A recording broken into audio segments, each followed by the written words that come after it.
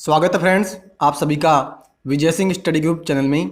मैं विजय सिंह। और फ्रेंड्स, हम डिस्कस कर रहे थे 11वीं क्लास की एनसीईआरटी है जो राजनीतिक सिद्धांत है, ठीक है। और उसमें हम डिस्कस कर रहे थे अधिकारों के बारे में, ठीक है। जो लेसन नंबर 5 है हमारा, वो अधिकारों के बारे में था। और एक भाग मैंने आपका उसमें पिछले समय डाला, तो आज जो है मैं उसका दूसरा भाग डाल रहा हूँ, ठीक है। तो आज हम डिस्कस करने वाले हैं कानूनी अधिकार और राज्य सत्ता से, ठीक है। यानी कानूनी अधिकार कौन कौन से होते हैं। उस पिछले लेक्चर में हमने जाना था कि अधिकार कहाँ से आते हैं, क्या है अधिकार, ठीक है। और आज हम जानने वाले हैं कानूनी अधिकार के बारे में और राज्य सत्ता, यानी राज्य के माध्यम से हमें कौन कौन से अधिकार दिए जाते हैं, संविधान हमें कौन कौन से अधिकार देता है, ठीक है। तो उन सभी के बारे में आज हम डिटेल से जानने वाले हैं। तो अभी तक आपने चैनल को सब्सक्राइब नहीं किया तो आप जरूर से चैनल को सब्सक्राइब कर लेना और पास ही के नोटिफिकेशन बेल के ऑल के बटन पर भी जरूर क्लिक कीजिएगा, ठीक है, ताकि मेरी सभी वीडियो के नोटिफिकेशन आपको मिल जाएंगे, ठीक है फ्रेंड्स। तो देखिए क्या कह रहा है, सुनिए। कह रहा है कानूनी अधिकार और राज्य सत्ता, यानी कानूनी अधिकारों की यहाँ बात की जाती है कि मानव अधिकारों के दावों की नैतिक अपील चाहे जितनी हो, उनकी सफलता की डिग्री कुछ कारकों पर निर्भर है। यानी मित्रों क्या कह रहा है, ये कह रहा है कि मानव अधिकारों का अगर अपन दावा कर रहे हैं ना, तो अगर उसकी चाहे कितनी भी हम दावा कर लें, लेकिन उसकी सफलता है ना उसको कुछ कारणों पर, यानी उसने मानव अधिकारों की जो सफलता है वो कुछ कारकों पर निर्भर करे। किस कारकों पर? इसमें सर्वाधिक महत्वपूर्ण सरकार और कानूनों का समर्थन। यानी अगर मानव अधिकारों को सरकारों ने नहीं समर्थन दिया है, कानून का समर्थन नहीं है, तो उनका कोई महत्व नहीं है, यानी वो बेबुनियाद है फिर। तो कह रहा है यही कारण है कि कानून अधिकारों की कानूनी मान्यता को इतनी अहमियत दी जाती है। यानी मित्रों अधिकार अगर मान लीजिए कानून के माध्यम से अधिकारों को हमने मान्यता दे दी ना, तो फिर वो कानून जो है ना वो बहुत ही एक उच्च स्तर का कानून माना जाता है। इस कारण से हम जो है जितने भी अधिकार होते हैं उनको कानूनों से मान्यता दिलवाने की बात करते हैं। देखो आगे क्या करें, अनेक देशों में अधिकारों के विधेयक वहाँ के संविधान में प्रतिष्ठित रहते हैं। संविधान देशों के सर्वोच्च कानून के द्योतक होते हैं, इसलिए कुछ खास अधिकारों की संवैधानिक मान्यता उन्हें बुनियादी महत्व प्रदान करती है। यानी मित्रों फिर यहाँ पे संविधान की बात निकल करके आ रही है कि जितने भी अधिकार हम देते हैं, यानी जितने भी हम अधिकार देते हैं वो संविधान के माध्यम से देते हैं। और संविधान जो होता है वो सर्वोच्च होता है देश में। यानी संविधान क्या है, संविधान एक कानूनी तो है इस प्रकार से देखा जाए तो। हमने उसमें क्या बनाया कि कौन से व्यक्ति जो है, हम कौन से व्यक्ति को कौन से अधिकार देंगे, ठीक है, राष्ट्रपति प्रधानमंत्री को कौन से अधिकार हैं, तो ये सभी की बात हम उसमें करते हैं। तो संविधान को यहाँ पे बताया जा रहा है एक तरह से कानून है, यानी सर्वोच्च कानून है संविधान। और कुछ खास अधिकारों की भी जो है मान्यता प्रदान करते हैं संविधान के माध्यम से। और अपने देश में इन्हें हम मौलिक अधिकार कहते हैं। बिल्कुल मित्रों, मौलिक अधिकारों की यहाँ पे फिर चर्चा आती है कि जो हम अधिकार देते हैं संविधान के माध्यम से, ठीक है, तो उनको हम कहते हैं मौलिक अधिकार। आगे देखो क्या करा है, अन्य कानूनों और नीतियों से इन संवैधानिक अधिकारों के सम्मान की अपेक्षा की जाती है। संविधान में उन अधिकारों का उल्लेख रहता है जो बुनियादी महत्व के माने जाते हैं। यानी मित्रों जो मौलिक अधिकार, वही मौलिक हमने नाम उनको क्यों दिया, यानी फंडामेंटल है, वो बुनियाद है हमारे जीवन का, ठीक है। तो इस कारण से जो हमने उसको बुनियादी महत्व बताया और उसको हमने मौलिक कहा है। तो यही बात यहाँ पे कह रहे हैं कि जो कानून और नीतियों से जो संवैधानिक अधिकार है सम्मान की अपेक्षा हम करते हैं, और हमको जो यानी हम संविधान के माध्यम से अधिकारों को लोगों को देते हैं। और कहता है कुछ अन्य ऐसे अधिकारों का भी उल्लेख संभव है जो किसी देश के विशिष्ट इतिहास और रीति रिवाजों के चलते महत्वपूर्ण हो जाते हैं। उदाहरण के लिए भारत में अस्पृश्यता का प्रतिबंध का प्रावधान है जो देश की परंपरागत सामाजिक कुप्रथा का ध्यान दिलाता है। यानी मित्रों पिछले लेक्चर में भी मैंने आपसे चर्चा की थी अस्पृश्यता के अंत की, कि ये कह रहा है कुछ हम फिर क्या करते हैं संविधान के माध्यम से, हम संविधान के माध्यम से जो है कुछ ऐसे अधिकार भी लोगों को देते हैं कि जो अनादिकाल से चली आ रही थी, जो प्रथाएं हैं, जो गलत प्रथाएं हैं, जो गलत रीति रिवाज हैं, तो उनको जो समाप्त करने के लिए हम कुछ अधिकार लोगों को देते हैं। और इसी के लिए जो भारत में अस्पृश्यता का अंत हमने किया था संविधान के अनुच्छेद 17 के माध्यम से, ठीक है।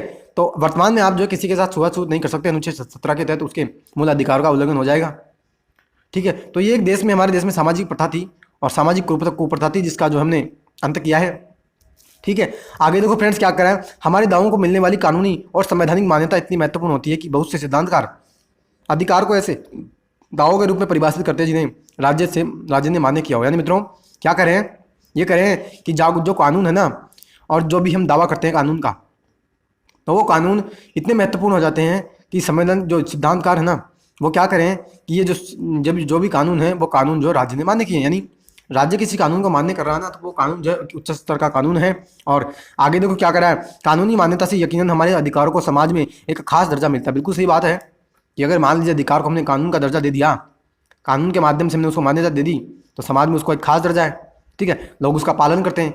और उल्लंघन अगर करता है लोग कोई उल्लंघन उसका करते हैं तो हम उसको सजा भी देते हैं, ठीक है।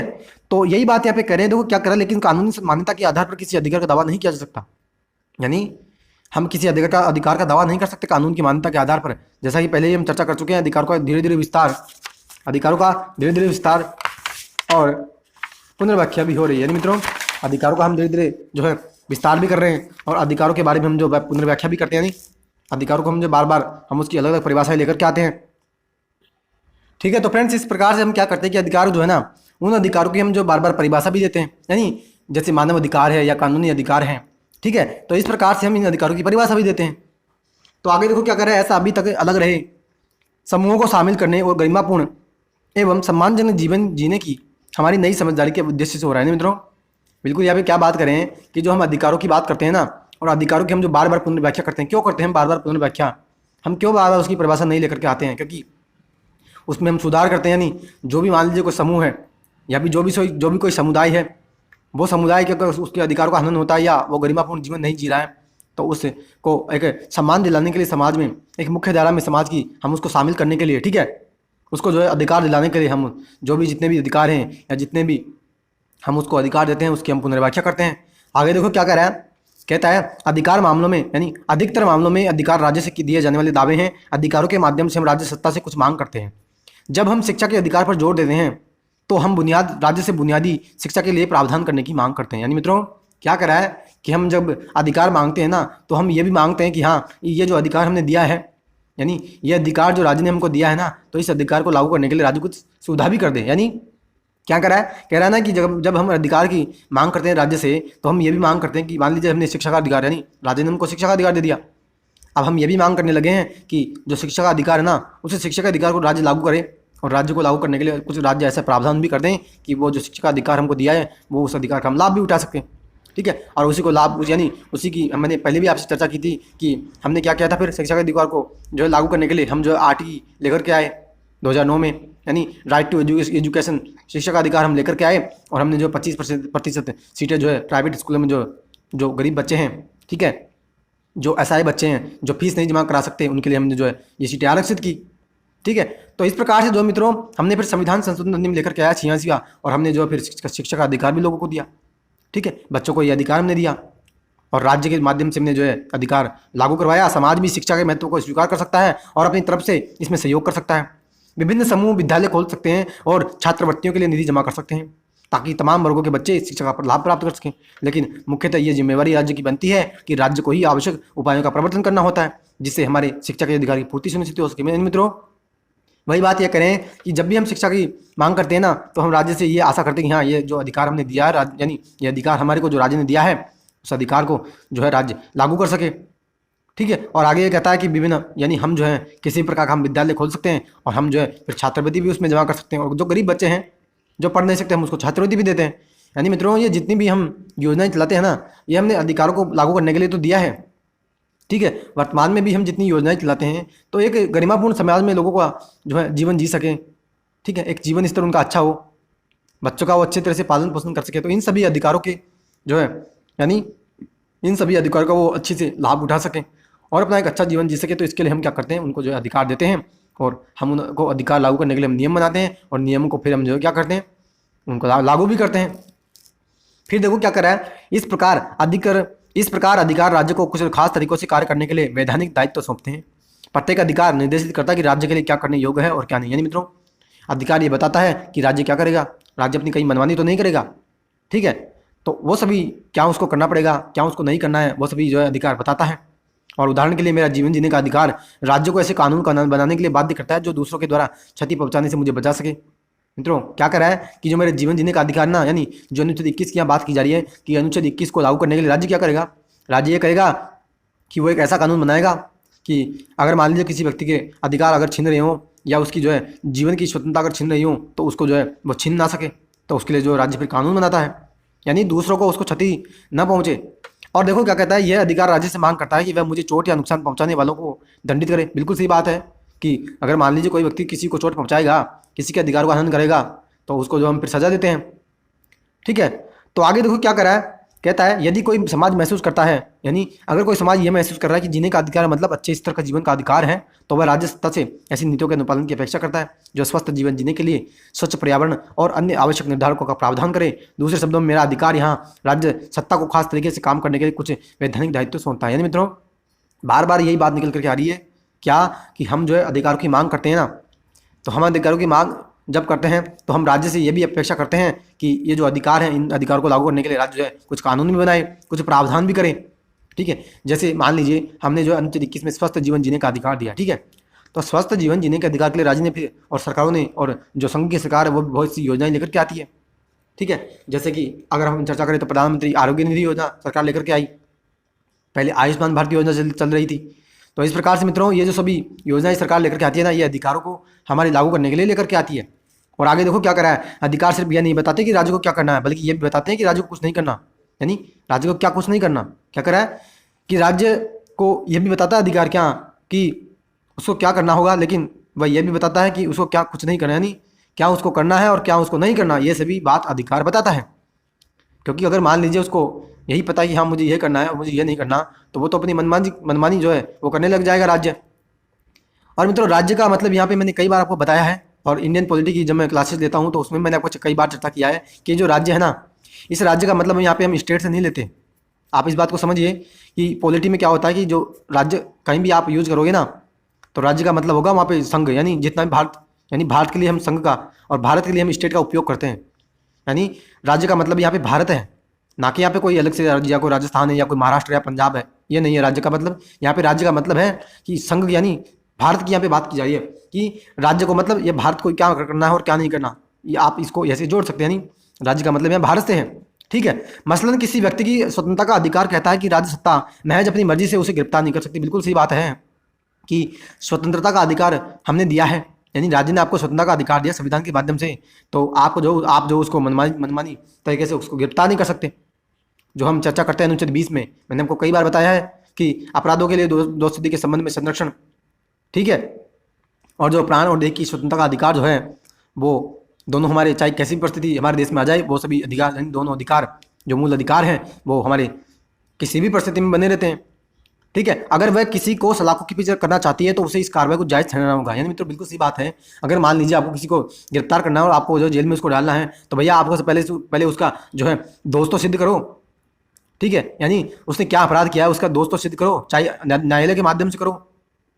और देखो क्या कर रहा है, उसे किसी न्यायालय के समक्ष एक इस व्यक्ति की स्वतंत्रता में कटौती करने का कारण बताना होगा। इसलिए मुझे पकड़ने के पहले गिरफ्तारी का वारंट दिखाना पुलिस के लिए आवश्यक होता है। इस प्रकार मेरे अधिकार राज्य सत्ता पर कुछ अंकुश भी लगाते हैं। यानी मित्रों बहुत ही इंपॉर्टेंट बात यहाँ की जा रही है कि हमको जब कभी कभी गिरफ्तार अगर किया जाता है ना अपराध के मामले में, तो पहले पुलिस जो है वारंट जारी करती है, उसमें बताती है कि हाँ इस व्यक्ति ने ये अपराध किया है, हमें इस पर यह शक है, या हम इस कारण जो इसको गिरफ्तार करेंगे। यानी बिना वारंट के आपको जो पुलिस गिरफ्तार नहीं कर सकती। आगे देखो क्या करा है, दूसरे तरीके से कहा जाए तो हमारे अधिकार यह सुनिश्चित करते हैं कि राज्य की सत्ता व्यक्तिगत जीवन और स्वतंत्रता की मर्यादा का उल्लंघन किए बगैर काम करे। यानी मित्रों क्या करा है, राज्य अगर सत्ता करेगा, यानी राज्य अगर सरकार चलाएगा ना, तो उसको जो है ये भी ध्यान रखना पड़ेगा कि लोगों का कहीं अधिकार का हनन तो नहीं हो रहा, हमने जो उनको स्वतंत्रता का अधिकार दिया कहीं उसका उल्लंघन तो नहीं हो रहा, जीवन जीने का हमको उनको अधिकार दिया कहीं उनका उल्लंघन तो नहीं हो रहा। ठीक है, तो इन सभी अधिकारों का उल्लंघन किए बिना उसको जो है राज्य करना होता है। राज्य संपूर्ण प्रभुत्व संपन्न सत्ता हो सकता है, उसके द्वारा निर्मित कानून बल पर लागू किया जा सकते हैं, लेकिन संपूर्ण प्रभुत्व संपन्न राज्य का अस्तित्व अपने लिए नहीं बल्कि व्यक्ति के हित के लिए होता है। मित्रों हमने जो संप्रभुता की बात की, और मैंने कई बार आपको संप्रभुता का मतलब बताया, जब संविधान के निर्माण की मैंने बात की, संविधान की विशेषताओं की जब हम चर्चा कर रहे थे, तब भी मैंने आपको बताया था कि प्रभुता का यानी संप्रभुता का मतलब यही होता है कि जो राज्य है, ठीक है, वो राज्य आंतरिक और बाहरी किसी भी प्रकार का अगर उसको निर्णय लेना होगा तो वह स्वतंत्र रूप से निर्णय लेगा। लेकिन मित्रों वो निर्णय ले रहा है ना, तो वो अपने लिए नहीं ले रहा। यही बात यहाँ पे करें कि जो वो संपूर्ण प्रभुत्व संपन्न है, ठीक है, वो संप्रभुता पूर्वक जो निर्णय ले रहा है वह व्यक्ति के हित के लिए ले रहा है, वो अपने लिए हित के लिए नहीं ले रहा। यानी अगर उसको कोई भी निर्णय लेना है तो पहले उसको जनहित देखना होगा, व्यक्तिगत हित तो उसको जो है देखना ही नहीं है। इसमें जनता का ही अधिक महत्व है और सत्तारूढ़ सरकार को उसके ही कल्याण के लिए काम करना होता है। बिल्कुल सही बात, जो मैंने आपको जनहित की बात की कि जनता का कल्याण उसको करना है, एक लोकतांत्रिक गणराज्य की स्थापना उसको करनी है, तो उसके लिए जो वो क्या करता है, वो जो है जो भी राज करता है, जो भी कानून बनाता है, तो वो लोगों के हित के लिए बनाता है। आगे देखो क्या कहता है, शासक अपनी कार्रवाइयों के लिए जवाबदेह है और उसे हरगिज नहीं भूलना चाहिए कि कानून लोगों की भलाई सुनिश्चित करने के लिए ही होते हैं। बिल्कुल सही बात है कि हमने जनता यानी जनता के द्वारा हमने उसको चुना है प्रतिनिधियों को, और उसने सरकार बनाई है, तो उसने जो है यानी हमने ये आशाएं कुछ प्रकट की है सरकार के माध्यम से कि हाँ हम उनको वोट दे रहे हैं, तो हम जो उसके प्रति कुछ अपेक्षाएं लगा रहे हैं कि हमें जो सुविधाएं नहीं मिलती, या जो हमें सुविधाएं चाहिए, जो हमें इसको जो हमारे को अधिकार चाहिए वो हम उसको अधिकार की हम उससे मांग करते हैं। ठीक है, तो उसको यह नहीं भूलना चाहिए हाँ हमें चुना गया है देश के लोगों की भलाई के लिए। और आगे देखो क्या कहता है, अधिकारों के प्रकारों की यहाँ चर्चा की जाएगी अब, यानी अधिकारों के प्रकार कौन कौन से होते हैं उसके बारे में यहाँ बताएंगे। देखो क्या कह रहा है, अधिकतर लोकतांत्रिक व्यवस्थाएं राजनीतिक अधिकारों का घोषणा पत्र बनाने से अपनी शुरुआत करती है। यानी अधिकतर जो लोकतांत्रिक व्यवस्थाएं होती है वो क्या करती है, राजनीतिक अधिकारों का घोषणा पत्र बनाती है। राजनीतिक अधिकार नागरिकों को कानून के समक्ष बराबरी और राजनीतिक प्रक्रिया में भागीदार का हक देते हैं। यानी राजनीतिक अधिकार मतलब क्या है, जो वोटिंग का अधिकार हम देते हैं लोगों को, तो वो वोटिंग का अधिकार वो राजनीतिक अधिकार ही तो है। यानी उसके माध्यम से जो लोग होते हैं वो क्या करते हैं, लोकतंत्र में भागीदार होते हैं, वो राजनीतिक प्रक्रिया में भागीदार होते हैं। तो वो मैंने आपकी जो चर्चा की कि 6th क्लास की एनसीईआरटी में भी हम डिस्कस कर रहे थे, तब भी मैंने आपको बताया लोकतांत्रिक राज्य के यानी जो लोकतांत्रिक सरकार होती है उसके मुख्य तत्वों की हमने बात की थी। और हमने जो लोकतंत्र में भागीदारी की भी बात की वहाँ पे, तो वह भी मैंने बताया कि लोकतंत्र में हम भागीदारी जब कैसे सुनिश्चित करते हैं, हम जो वोटिंग का उनको राइट देते हैं, चुनाव वो लड़ सकते हैं, ठीक है, वो राजनीतिक पार्टियां बना सकते हैं। तो इन सभी के माध्यम से वो क्या करते हैं कि वो राजनीतिक अधिकार हम उनको देते हैं। आगे देखो क्या कह रहा है, कहता है कि राजनीतिक अधिकार नागरिकों को कानून के समक्ष बराबरी और राजनीतिक प्रक्रिया में भागीदार का हक देते हैं। इनमें वोट देने और प्रतिनिधि चुनने, चुनाव लड़ने, राजनीतिक पार्टियां बनाने या उनमें शामिल होने जैसे अधिकार शामिल है। मैंने आपसे अभी चर्चा की कि हम उनको अधिकार देते हैं राजनीतिक, चाहे वो चुनाव लड़ सकते हो या प्रतिनिधि चुन सकते हो या वोट दे सकते हैं। राजनीतिक अधिकार नागरिक स्वतंत्रताओं से जुड़े हैं। नागरिक स्वतंत्रता का अर्थ है स्वतंत्र और निष्पक्ष न्यायिक जांच का अधिकार, विचारों की स्वतंत्रता, विचारों की स्वतंत्र अभिव्यक्ति का अधिकार, प्रतिवाद करने और असहमति प्रकट करने का अधिकार। यानी मित्रों क्या कह रहा है कि राजनीतिक जो अधिकार है ना वो नागरिक की स्वतंत्रता भी से भी जुड़े हैं। कैसे कि अगर मान लो हमने उसको, मान लीजिए हमने उसको वोट देने का अधिकार दिया, ठीक है, तो वोट देने के अधिकार के माध्यम से वो जो है अनुच्छेद 19 यहाँ पे लागू हो रहा है। कैसे, क्योंकि वो अपनी अभिव्यक्ति जता रहा है कि मैं इस पार्टी को वोट दूंगा या मैं इस पार्टी में जो अपना सम्मान प्रकट करता हूँ या मैं इसमें जो विश्वास करता हूँ, ठीक है। और अगर मान लीजिए वो किसी के विरोध में भी वोट डाल रहा है तो वो अपनी अभिव्यक्ति को तो प्रकट कर रहा ही नहीं है, ठीक है, यानी वो अभिव्यक्ति यहाँ पे जता रहा है कि हाँ मैं इस व्यक्ति को विरोध जताता हूँ। तो इस प्रकार से वहाँ पे फिर जो मौलिक अधिकारों की बात निकल करके आती है और जो वहाँ पे जो स्वतंत्रता के अधिकार की हम बात करते हैं तो वो भी यहाँ पे फिर लिंक होता है। आगे देखो क्या कहता है, नागरिक स्वतंत्रता और राजनीतिक अधिकार मिलकर किसी सरकार की लोकतांत्रिक प्रणाली की बुनियाद का निर्माण करते हैं। क्या कह रहा है, नागरिक स्वतंत्रता और राजनीतिक अधिकार दोनों ही क्या है, लोकतांत्रिक जो सिस्टम है उसमें ये एक नींव का काम करते हैं। कैसे, बिना जो है हमने उसको राजनीतिक अधिकार दिए, नागरिक स्वतंत्रता हमने नहीं दी तो उसका कोई औचित्य नहीं रह जाता। लेकिन जैसा कि पहले बताया, अधिकारों का उद्देश्य लोगों के कल्याण की हिफाजत करना है और सरकार को जनता के प्रति जवाबदेह बनाकर शासकों की अपेक्षा लोगों के सरोकार को अधिक महत्व देकर और तमाम लोगों के लिए सरकार के निर्णयों को प्रभावित करने का मौका सुनिश्चित कर राजनीतिक अधिकार इसमें सहयोग करते हैं। क्या कह रहा है मित्रों, ये कह रहा है कि जो राजनीतिक अधिकार है ना, और जो राज्य किसी भी प्रकार का निर्णय लेता है या कोई भी अधिकार राज्य को लोगों को देता है, उसका उद्देश्य क्या है, उसका उद्देश्य लोगों के कल्याण की हिफाजत करना है। यानी बात कुल मिलाकर के वही निकल कर आती है कि राज्य जो भी निर्णय लेगा ना वो एक लोक कल्याणकारी राज्य की स्थापना करने के लिए ही लेता है। यानी स्टेट वेलफेयर का जो हम कॉन्सेप्ट निकल करके लाते हैं कि राज्य का केवल और केवल कर्तव्य यही होना चाहिए कि लोक कल्याणकारी राज्य हो, यानी उसमें जनता को सामाजिक, आर्थिक, राजनीतिक न्याय मिले, सभी को समानता के अवसर मिले, ठीक है। तो इसी का मतलब होता है लोक कल्याणकारी राज्य। आगे देखो क्या कहता है, कहता है कि सरकार को जनता के प्रति जवाबदेह बनाता है वो, ठीक है। और मैंने आपको पहले भी बताया कि हम जो है चुनाव जब, यानी हम जो चुनाव में भाग लेते हैं, हम जो वोटिंग करते हैं उसके माध्यम से हम राज्य के लोगों से, यानी जो राज्य के जो शासक हैं, यानी जो भी चाहे मुख्यमंत्री हो या प्रधानमंत्री, उनसे हम ये अपेक्षा करते हैं क्या कि वो जो है जो भी हमें सुख सुविधाएं नहीं मिल रही वो हमें सुख सुविधाएं प्रदान करे और जो हमारे को अधिकार नहीं मिलते वो अधिकार हमारे को दे, ठीक है। तो यही बात यहाँ पे कहते हैं। और आगे देखो क्या कर रहा है, पिछले कुछ दिनों के अखबारों को देखिए और अधिकार के उल्लंघन के मामलों की तलाश करो। सरकार और समाज के लोगों को अधिकारों के उल्लंघन को रोकने के लिए क्या करना चाहिए मित्रों, आपको ये करना है कि अखबारों में ये देखना कि कौन कौन से मामलों में अधिकारों का उल्लंघन हुआ और राज्य को या लोगों को क्या करना चाहिए उल्लंघन के मामले में, ठीक है। आगे देखो क्या कहता है, कहता है राजनीतिक भागीदारी का अपना अधिकार पूरी तरह से हम तभी अमल में ला सकते हैं जब भोजन, वस्त्र, आवास, स्वास्थ्य जैसी हमारी बुनियादी जरूरतें पूरी हो। यानी मित्रों क्या कर रहा है कि राजनीतिक भागीदारी जो बात की जाए, यानी राजनीतिक भागीदारी के बारे में हम जो बात करते हैं ना कि हमने राजनीतिक अधिकार दे दिया, तो वो जो है तभी, यानी उसको जो हम तभी अमल में ला सकते हैं, यानी हम उसको तभी प्रभावी कर सकते हैं कि हमने जो है व्यक्तियों को भोजन का अधिकार, यानी उनको भोजन दिया, उनको यानी जो मूलभूत आवश्यकताएं हम देते हैं ना, रोटी कपड़ा और मकान, अगर उनके पास ये सुविधाएं हैं तभी एक राजनीतिक भागीदारी को जो अवसर है ना और जो राजनीतिक भागीदारी का जो अधिकार है वो एक पूर्णतया जो है औचित्य उसका फिर बनता है, यानी उसको फिर हम उचित ठहरा सकते हैं कि हाँ हमने उनको मूलभूत सुविधाएं दी है तो इस प्रकार से हमने जो राजनीतिक अधिकार दिया वो जो है उनके पास सही है। और देखो आगे क्या कहता है, फुटपाथ पर रहने वाले और इन बुनियादी जरूरतों की पूर्ति के लिए संघर्ष करने वालों के लिए अपने आप में राजनीतिक अधिकार का कोई मूल्य नहीं है। बिल्कुल सही बात है मित्रों। कह रहा है कि जिनके पास जो है जो बुनियादी ज़रूरतें होनी चाहिए, रोटी कपड़ा और मकान, जो बुनियादी ज़रूरतें होनी चाहिए वो भी नहीं है, तो फिर इस राजनीतिक अधिकार का मतलब ही क्या है। यानी अगर मान लीजिए उनके पास बुनियादी ज़रूरत नहीं है, ठीक है, और वो वोटिंग भी करने जा रहे हैं, तो उसका क्या मतलब है। आप सोचिए, उसका मतलब ही नहीं बनता, क्योंकि उनके पास तो जो सुविधाएं होनी चाहिए वो सुविधाएं ही नहीं है, फिर वो क्यों वोट करें। यानी अधिकार भी है ना, तो वो फिर भी वोट नहीं करना चाहेंगे, और उसको करना भी नहीं चाहिए, क्योंकि राज्य उनकी अपेक्षाओं को पूरा नहीं कर रहा। ठीक है, तो राज्य का ये भी तो कर्तव्य बनता है कि समाज में सभी लोगों को जो है, चाहे किसी भी समाज का और किसी भी धर्म का व्यक्ति को, उसको समाज की मुख्य धारा में जोड़ना है, सभी को अधिकार देने हैं, सभी को जो बुनियादी ज़रूरतें पूर्ति, यानी दुनिया बुनियादी ज़रूरतें जो देनी है वो सभी को बुनियादी ज़रूरतें उसको देना पड़ेगा। ठीक है, तो यहाँ पे औचित्य साबित किया जा रहा है कि राजनीतिक जो अधिकार है ना, उसका जो है लिंक है किसके साथ, जो बुनियादी ज़रूरतें होती है उसके साथ। फिर देखो क्या कहता है, उन्हें पहले तो अपनी बुनियादी ज़रूरतों की पूर्ति हेतु पर्याप्त मजदूरी और मेहनत की उचित परिस्थितियों जैसी कतिपय सुविधाएं चाहिए। बिल्कुल सही बात है। इसलिए लोकतांत्रिक समाज इन दायित्वों को स्वीकार कर रहे हैं और आर्थिक अधिकार मुहैया कर रहे हैं। यानी मित्रों क्या कर रहा है, पहले तो मैंने आपको जो भी बताया कि पहले तो उनको ये होगा कि उनको जो बुनियादी ज़रूरतें पहले हमको देनी होगी, तभी उनका जो है राजनीतिक अधिकार किसी मायने में जो है अच्छा लगेगा और किसी मायने में उचित होगा।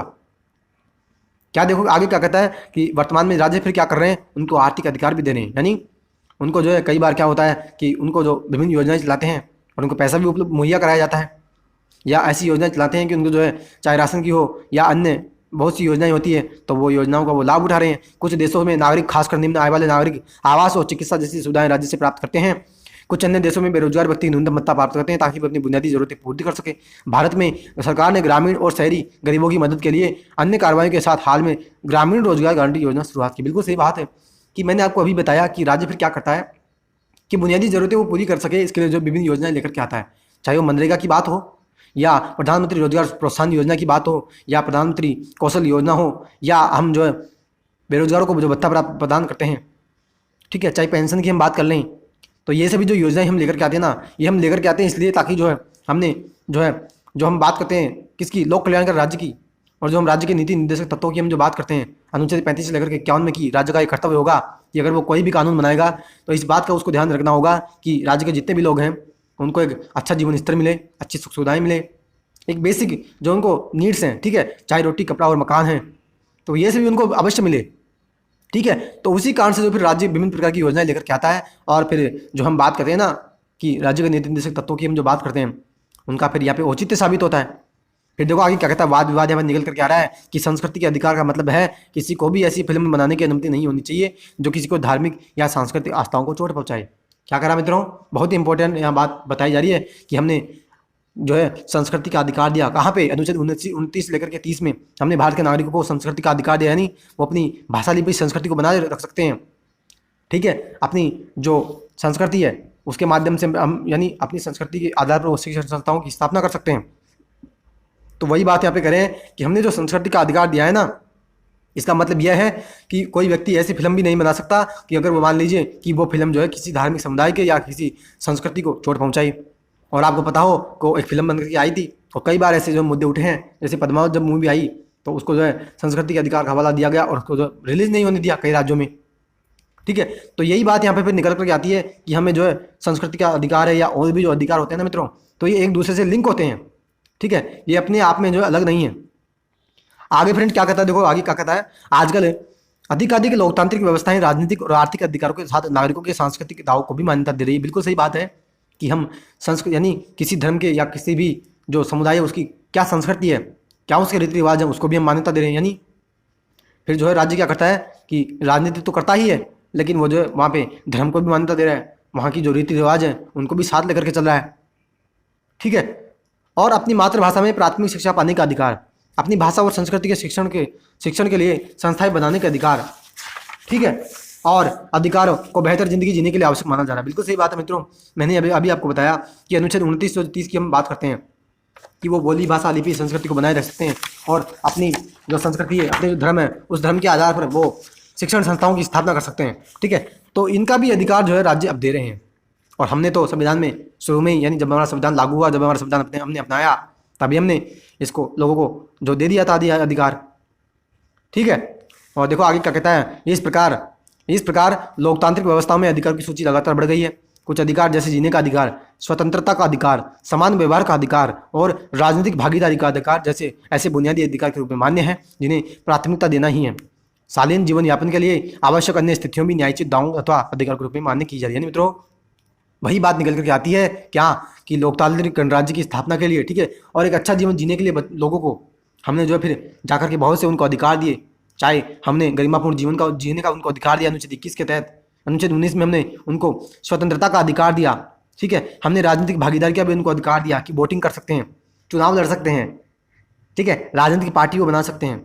तो इस प्रकार से हमने जो है बहुत से उनको अधिकार दिए, ठीक है। और चिंतन और मनन की अगर अपन चर्चा करें, देखो क्या करा है, कह रहा है समूह या समुदाय विशेष को दिए गए निम्न अधिकारों में से कौन से न्यायोचित है, यानी मित्रों इन अधिकारों में से कौन से सही है या कौन से गलत हैं।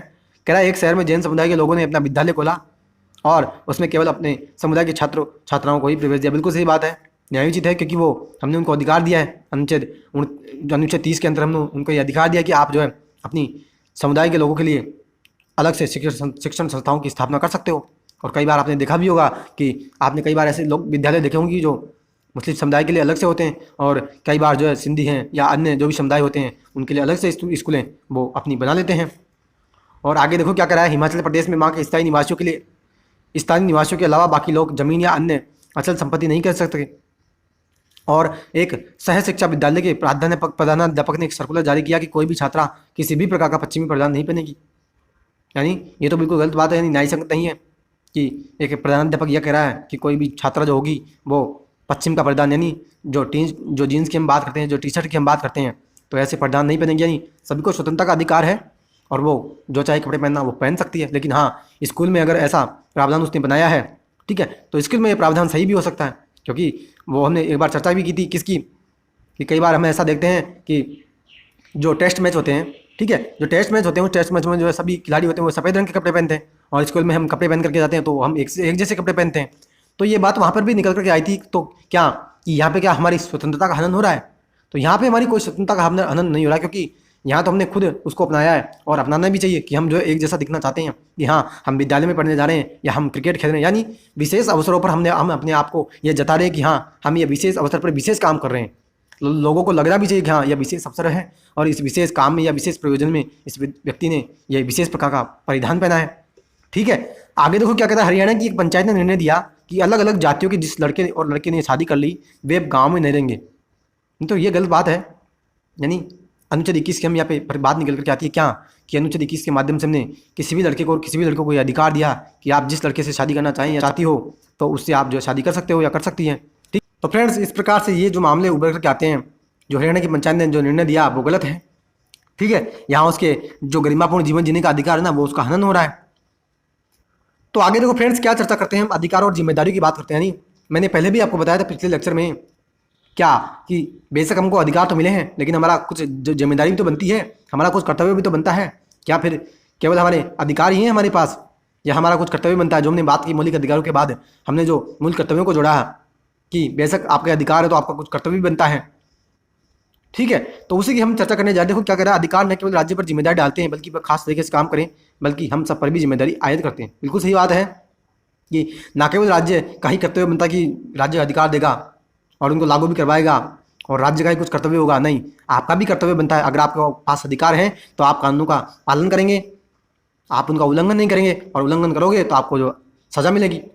उदाहरण के लिए टिकाऊ विकास का मामला लें, हमारे अधिकार में याद दिलाते हैं कि इसके लिए न केवल राज्य को कुछ कदम उठाने पड़ेंगे बल्कि हमें भी इस दिशा में प्रयास करने हैं, ठीक है। अधिकार हमें बाध्य करते हैं कि हम अपनी निजी ज़रूरतों और हितों की ही न सोचें, कुछ ऐसी चीज़ों की भी रक्षा करें जो हम सब के लिए हित करें। यानी ना केवल अधिकार हमको मिले हैं तो केवल हम अपना ही सोचेंगे, हम केवल व्यक्तिगत हित ही नहीं देखेंगे, हम वहाँ पे जनहित भी देखेंगे, ठीक है। हम सभी की बात सोचेंगे।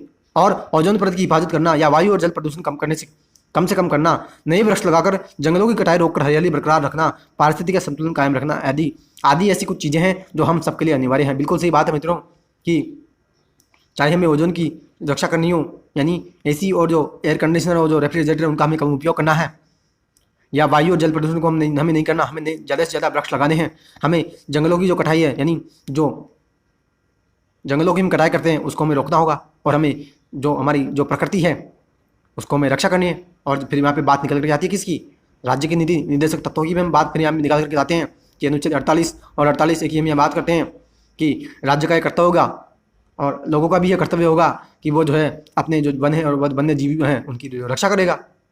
ठीक है, तो इस प्रकार से मित्रों ये जो अधिकार है ना ये सभी जो एक दूसरे से जुड़े हुए होते हैं।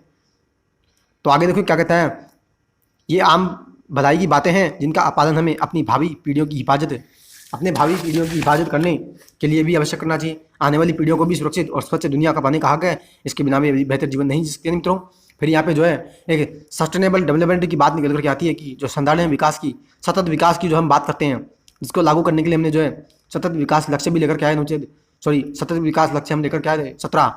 ठीक है, तो उसी की बात यहाँ पे करें कि आने वाली जो पीढ़ियां हैं ना उसको भी अधिकार है कि वो भी स्वच्छ जीवन जी सकती हैं। केवल आपको ये अधिकार नहीं है कि हाँ जितने भी हमारे देश में संसाधन हैं, जितनी भी सुख सुविधाएं हैं, केवल आप ही उनका उपभोग कर लो। ठीक है, तो यहाँ पे बात निकल कर आती है सस्टेनेबल डेवलपमेंट की, संधारणीय विकास की यहाँ बात निकल कर आती है। ठीक है, दूसरे अधिकारी अपेक्षा करते हैं कि मैं अन्य लोगों के अधिकारों का सम्मान करूँ। अगर मैं कहता हूँ कि मुझे अपने विचारों को अभिव्यक्त करने का अधिकार मिलना ही चाहिए तो मुझे दूसरों को भी यही अधिकार देना होगा। बिल्कुल सही बात है मित्रों, कि केवल बेशक आपके पास ये अधिकार नहीं है कि आप ही अपने विचारों को अभिव्यक्त कर सकते हो, यानी स्वतंत्रता का अधिकार सभी को मिलना चाहिए। अगर मैं अपनी पसंद के कपड़े पहनने में, संगीत सुनने में दूसरों का हस्तक्षेप नहीं चाहता तो मुझे भी दूसरों की पसंदगी में दखल अंदाजी देने से बचना होगा। नहीं मित्रों, जो बात मैंने पहले भी आपको बताई कि हम जो है यानी और जो संकल्पना की हम बात कर रहे थे किसकी, जो इमैनुअल कांट ने जो बताया था क्या कि हम जो है किसी भी व्यक्ति से, यानी हम जो अपने साथ अपेक्षा चाहते हैं ना, जैसा व्यवहार हम अपने साथ चाहते हैं वैसा ही व्यवहार हम दूसरों के साथ भी करेंगे। ठीक है, तभी हमारे को अच्छा व्यवहार मिलेगा। तो वही बात यहाँ पे निकल कर आ रही है क्या कि अगर मैं ये चाहता हूँ ना कि मेरे जो भी पसंद के काम है उसमें जो है कोई भी हस्तक्षेप नहीं करे, कोई भी दखल अंदाजी ना दे, तो मैं भी फिर यही करूँगा कि किसी भी दूसरे व्यक्ति का कोई काम होगा ना तो उस काम में मैं भी किसी भी प्रकार का डिस्टर्बेंस या किसी भी प्रकार की हस्तक्षेप नहीं करूँगा। ठीक है, तो यहाँ पे इमैनुअल कांट की बात निकल करके आती है। देखो आगे क्या कहता है मैं स्वतंत्र भाषण देने का अधिकार का इस्तेमाल अपने पड़ोसी की हत्या के लिए, भीड़ को उकसाने के लिए नहीं कर सकता। अपने अधिकारों का प्रयोग करने के लिए मैं दूसरों को उनके अधिकारों से वंचित नहीं कर सकता। दूसरे शब्दों में मेरे अधिकार सबके लिए बराबर और एक ही अधिकार के सिद्धांत से सीमाबद्ध है। बिल्कुल सही बात है मित्रों कि अगर आपको अधिकार दे दिया ना तो आप उसकी मनमानी नहीं कर सकते।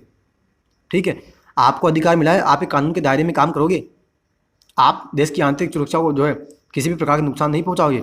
तीसरे, टकराव की स्थिति में हमें अपने अधिकार को संतुलित करना होता है। मसलन अभिव्यक्ति की आज़ादी का मेरा अधिकार मुझे तस्वीर लेने की अनुमति देता है, लेकिन अगर मैं अपने घर में नहाते हुए किसी व्यक्ति की उसकी इजाज़त के बिना तस्वीर ले लूँ और उसे इंटरनेट में डाल दूँ तो यह उसके गोपनीयता के अधिकार को उल्लंघन। बिल्कुल सी बात है मित्रों कि यहाँ पे फिर जो है फिर अनुच्छेद 21 की बात निकल कर आ रही है कि उसको जो है निजता का अधिकार उसको मिला है, यानी राइट टू जो प्राइवेसी की हम बात करते हैं। और जो बात निकल कर आती थी किसमें, पुट्टस्वामी केस जो 2018 में आया और उसमें जो सुप्रीम कोर्ट है फिर निजता के अधिकार को अनुच्छेद 21 में शामिल किया।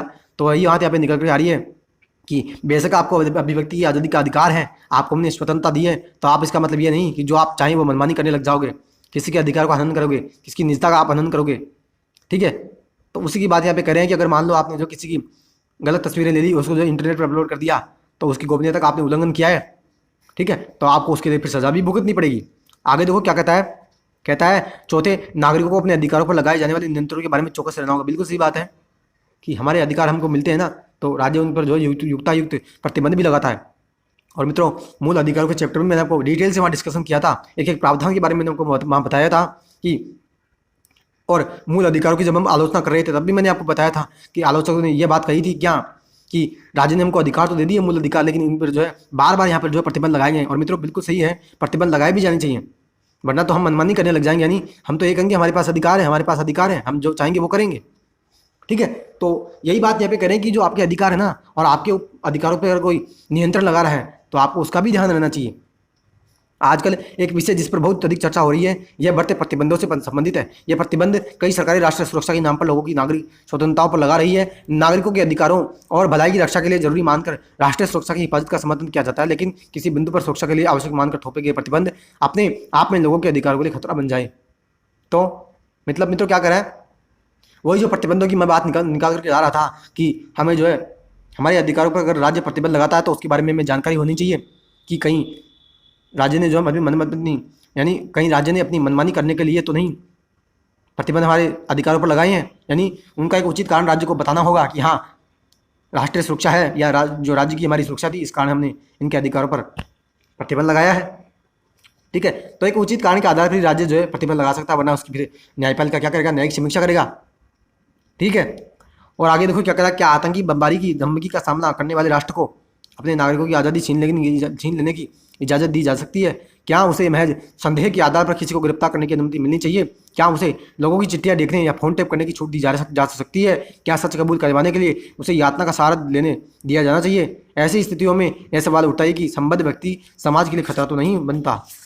यानी मित्रों क्या करें, यहाँ पे बात निकल के आती है बार बार किसकी, कि प्रतिबंधों की बात निकल कर आ रही है कि क्या राज्य को यह भी अधिकार है कि वो जो चाहेगा वो कर सकता है, यानी किसी व्यक्ति को संदेह के आधार पर गिरफ्तार जो करते हैं। यानी अनुच्छेद 22 की यहाँ पे बात निकल करके आ रही है कि निवारक निरोध नज़रबंदी की, जहाँ पे हम बात करते हैं कि आपको अगर मान लीजिए आपने सरकार को यानी अगर मान लीजिए कि पुलिस को या सरकार को ऐसा लगे कि आप जो है आने वाले भविष्य में आपको ऐसी घटना कर सकते हो, यानी आप एक ऐसा किसी भी प्रकार का आप ऐसा निर्णय ले सकते हो जिससे आपकी जो राज्य है या जो देश की राष्ट्रीय संप्रभुता है या जो राज्य की सुरक्षा है उसको अगर नुकसान पहुंचेगा तो फिर आपको गिरफ्तार कर लेगी, यानी संदेह के आधार पर आपको गिरफ्तार कर सकती है। और जो फ़ोन टेप का यानी जो फ़ोन टेपिंग का अधिकार है जो कि हमें मूल अधिकार के रूप में मिला हुआ है, तो क्या राज्य फ़ोन टेप अपना हमारा कर सकता है? तो यही बात यहाँ पे करें कि फिर जो है क्या होता है कि इससे जो है समाज के लिए ये खतरा बनता है, यानी जो राज्य का अपनी मनमानी करने लगता है तो लोगों के अधिकारों की फिर जो वहाँ पे सुरक्षा नहीं होती और लोग जो अपने आप के लिए फिर वहाँ पे अधिकारों के लिए संघर्ष करने लगते हैं। आगे देखो फ्रेंड्स क्या कहता है, आगे कहता है कि गिरफ्तार लोगों को भी कानूनी सलाह की इजाज़त और दंडाधिकारी या न्यायालय के सामने अपना पक्ष पेश करने का अवसर मिलना चाहिए। लोगों की नागरिक स्वतंत्रता में कटौती करते वक्त हमें अत्यंत सावधान होने की ज़रूरत है। ठीक है, यानी लोगों की नागरिक स्वतंत्रता में अगर अपन कटौती कर रहे हैं तो हमें सावधान होने की ज़रूरत है, क्योंकि आवश्यक कटौती हमें करनी है, हमें अपनी मनमानी नहीं करनी। और देखो क्या कहता है, क्योंकि आसानी से दुरुपयोग किया जा सकता है। ठीक है, वही बात मैं कह रहा था कि राज्य अगर फिर कटौती करने लग जाता है तो वो अपनी मनमानी करने लगता है और लोगों के अधिकारों का दुरुपयोग करता है। सरकारें निरंकुश हो जाती है और वे उन उद्देश्यों की ही जड़ खोज सकती है जिनके लिए सरकारें बनती है, यानी लोगों के कल्याण की। मित्रों वही बात निकल कर आ रही है क्या, कि जो लोक कल्याणकारी राज्य की मैं बात कर रहा था कि राज्य को हमने बनाया, यानी सरकारों को हमने बनाया था लोक कल्याणकारी राज्य की स्थापना के लिए, और सरकार क्या कर रही है, निरंकुश हो गई, यानी वो डिक्टेटरशिप की रूप में आ गई है और वो निरंकुश बन गई। जो चाहे वो निर्णय अपने आप से ले रही है, चाहे किसी के अधिकार को हनन करना हो या कोई और निर्णय लेना हो। ठीक है, इसलिए यह मानते हुए भी कि अधिकार कभी संपूर्ण सर्वस्व नहीं हो सकते, हमें अपने और दूसरों के अधिकारों की रक्षा करने में चौकस रहने की जरूरत है, क्योंकि ये लोकतांत्रिक समाज की बुनियाद का निर्माण करते हैं। यानी मित्रों क्या कर रहा है, बिल्कुल सही बात है, क्या कर रहा है कि अधिकार अपने आप में संपूर्ण नहीं है और अधिकारों पर हमें प्रतिबंध भी लगाना चाहिए, लेकिन चौकस होकर के हमें इस बात की ध्यान रहना चाहिए कि हाँ कहीं अधिकारों का हमारा हनन तो नहीं हो रहा, सरकारें जो है हमारी कहीं अधिकारों का दुरुपयोग तो नहीं कर रही, हमारे जो मूल अधिकार हमें मिले हैं क्या उनका उल्लंघन तो नहीं हो रहा। ठीक है, तो इस प्रकार से मित्रों हमें अधिकारों की जो है जानकारी होनी चाहिए। और मित्रों मूल अधिकारों के बारे में मैंने आपको चैप्टर लिया था जब मैंने आपको इंडियन पॉलिटी लक्ष्मीकांत की जो हमारी सीरीज चल रही है उसके बारे में मैंने आपको बताया, तो वहाँ डिटेल से मैंने आपको बताया मूल अधिकारों के बारे में, एक एक प्रावधान पर मैंने आपको वहाँ डिटेल से डिस्कशन किया है। ठीक है, तो फ्रेंड्स आशा करता हूँ आज का लेक्चर भी आपको बहुत अच्छा लगा होगा।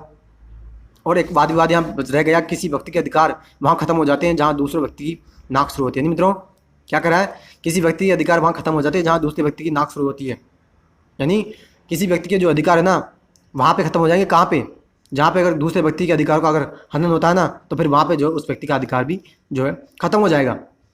और मित्रों आप अपनी प्रतिक्रिया कमेंट बॉक्स में जरूर दीजिएगा। ठीक है, और मित्रों लक्ष्मीकांत की पॉलिटी की मेरी क्लासेस रेगुलरली चल रही है, आप जो है प्रत्येक लेक्चर को जो है अच्छी तरह से सुनिए। जिस तरह से मैंने आपको ये एनसीईआरटी में मैं आपसे डिस्कस कर रहा हूँ, चाहे किसी भी प्रकार के अनुच्छेद की बात हो या डीपीएसपी की बात हो या मूल अधिकारों का जो संदर्भ आता है उसके बारे में आपको जो है जरूर बताता हूँ, चाहे संविधान संशोधन की बात हो, जो मैंने 86वें संविधान संशोधन अधिनियम 2002 की बात की शिक्षा के अधिकार को लेकर के। ठीक है, चाहे नीति निर्देशक सिद्धांतों की बात हो, मूल अधिकारों की एक एक प्रावधान का मैंने आपको यहाँ पे डिस्कशन अच्छी तरह से आसान शब्दों में मैंने आपको समझाने का प्रयत्न किया है। आशा करता हूँ आपको आज का लेक्चर और सभी मेरे लेक्चर आप अच्छी तरह से पसंद आ रहे होंगे। ठीक है, तो आप अपनी प्रतिक्रिया कमेंट बॉक्स में जरूर दीजिएगा। तो फ्रेंड्स अब हम मिलेंगे अगले लेक्चर में, और अगले लेक्चर में हम लेंगे अगला जो हमारा लेसन है, अगला अध्याय जो कि अध्याय नंबर 6 होगा, और जिसमें हम डिस्कस करेंगे नागरिकता के बारे में, यानी सिटीजनशिप की हम बात करेंगे। ठीक है, तो फ्रेंड्स अब हम मिलेंगे अगले लेक्चर में, तब तक के लिए friends have a nice day, जय हिंद, जय भारत, वंदे मातरम।